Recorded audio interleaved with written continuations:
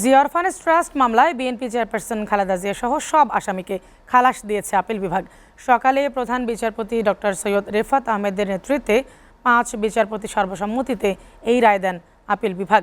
আদালত বলেছে, দুদকের পক্ষ থেকে কোনো তথ্য প্রমাণ হাজির করতে না পারায় এই মামলা থেকে সবাইকে খালাস দেওয়া হলো।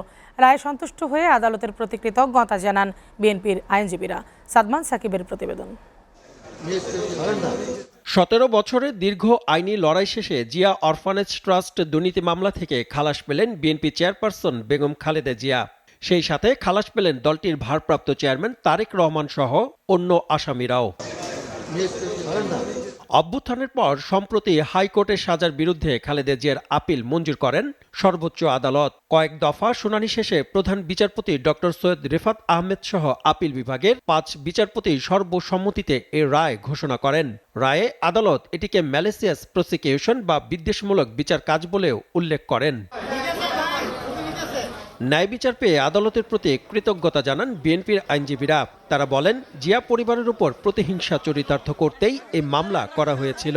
এই মামলার রায় ভবিষ্যতের জন্য রেফারেন্স হয়ে থাকবে বলেও মনে করেন তারা। আজকে মনে হচ্ছে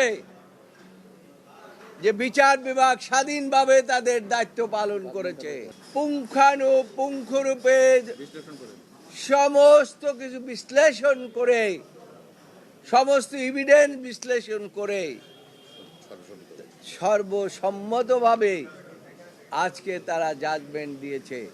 এই প্রসিকিউশন ছিল একটা ম্যালিশিয়াস প্রসিকিউশন। আদালত প্রত্যাশা করেছে, আমার যেটা বলেছেন সেটা হচ্ছে যে এই ধরনের ম্যালিশিয়াস প্রসিকিউশন আমরা মনে করি কখনো কোনো ব্যক্তিকে রাজনৈতিক বিধ্বংসের কারণে করবেন না, এবং এই রায় একটি ঐতিহাসিক রায় বাংলাদেশের আদালতের জন্য। যুগ যুগ ধরে এই রায়টি ভবিষ্যতে রেফারেন্স হিসেবে থাকবে। জিয়া অরফানেজ ট্রাস্টের এই মামলার রায়ের পর দুদক আইনজীবী জানান, এই মামলায় দুর্নীতির কোনো প্রমাণ পায়নি দুর্নীতি দমন কমিশন দুদক। বেগম খালেদা জিয়ার কাছে যে টাকাটা এসছে এমন কোনো প্রমাণও নাই।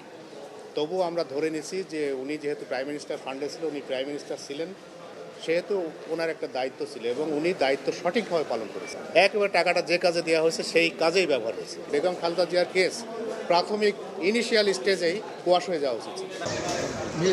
বিগত তত্ত্বাবধায়ক সরকার থেকে শুরু করে আওয়ামী লীগের আমলে বিএনপি চেয়ারপারসন বেগম খালেদা জিয়ার বিরুদ্ধে যে কটি মামলা করা হয়েছিল তার মধ্যে সবচেয়ে আলোচিত মামলা এটি। এর জন্য 2 বছরের কারাবাস করতে হয়েছিল বেগম খালেদা জিয়াকে। সাদমান সাকিব, এসিটিভি, ঢাকা।